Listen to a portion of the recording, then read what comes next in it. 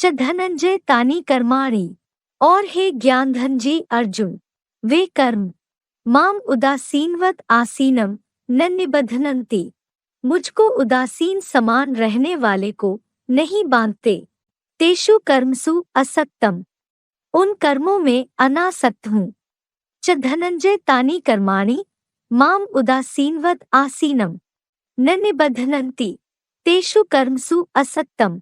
भावार्थ, और हे ज्ञानधन जी अर्जुन, वे कर्म मुझ सदाशिव आत्म ज्योति रूप में स्थिर अकर्ता को, उदासीन समान अभोक्ता रहने वाले को, पतितम कामी कांटा रूप तन में भी नहीं बांधते, क्योंकि मैं उन कर्मों में सदा देहभान रहित विदेही निराकारी होने से अनासक्त हूँ। जो सदा सत्य है, सुप्रीम सोल बाप, वो तो जन्म मरण के चक्र में ही नहीं आता है। 84 के चक्र में ही नहीं आता। वो तो अजन्मा गाया हुआ है, अभोक्ता गाया हुआ है।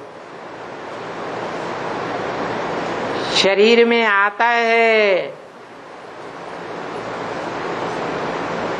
लेकिन शरीर की इंद्रियों से भोग नहीं भोगता, अभोक्ता है, अकर्ता है। वो अच्छे बुरे कर्म कुछ करता ही नहीं, वो तो और ही समझाता है कि अकर्म कैसे बन जाता है, पाप और पुण्य कैसे बन जाता है। एक सुप्रीम सोल के अलावा सब आत्माएं देह को धारण करने वाली हैं। सबकी बुद्धि देह में धरी रहती है। बाप आते हैं तो देह से उपराम होना सिखाते हैं।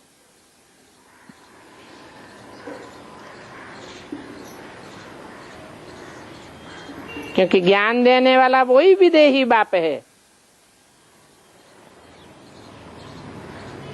जो सदैव देह से परे रहता है, कभी भी देह में आसक्त नहीं होता।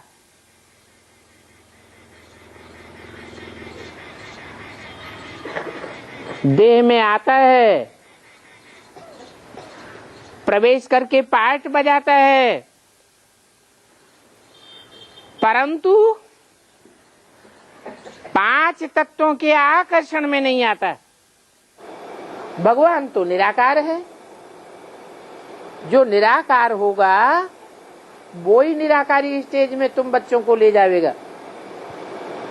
साकारी स्टेज में रहेंगे तो देह के बंधन में बंधेंगे, और देह के बंधन में तो देवताएं भी होते हैं। देह के बंधन में रहने वाले देवताएं नीचे की ओर जाते हैं या ऊपर जाते हैं? वो भी नीचे की ओर जाते हैं। मैं एक ही निराकार ऐसा हूँ जो कभी भी देह के बंधन में नहीं बंधता हूँ, इसलिए मैं तुमको नीचे से ऊपर ले जाता हूँ। एक शिव ही है जो सदा निराकार है, सूर्य के समान। क्यों? क्योंकि वो सदा अनासक्त पार्ट बजाता है। इस मनुष्य सृष्टि रंगमंच पर आता भी है, पतितम कामी कांटे में आता है। कैसे पतितम कामी कांटा बना? इंद्रियों के सुख भोगते भोगते कामी कांटा बनता। तो ऐसे जैसे आत्मा पकड़ में नहीं आती, आत्मा निराकार है, आत्माओं का बाप भी निराकार है, और वो निराकार बाप ऐसा अनासक्त सूर्य के समान है, डिटैच्ड होने का पार्ट बजाता है कि उसका कोई कर्म बंधन बनता ही नहीं। भोगी आत्माओं का कर्म बंधन बनता है।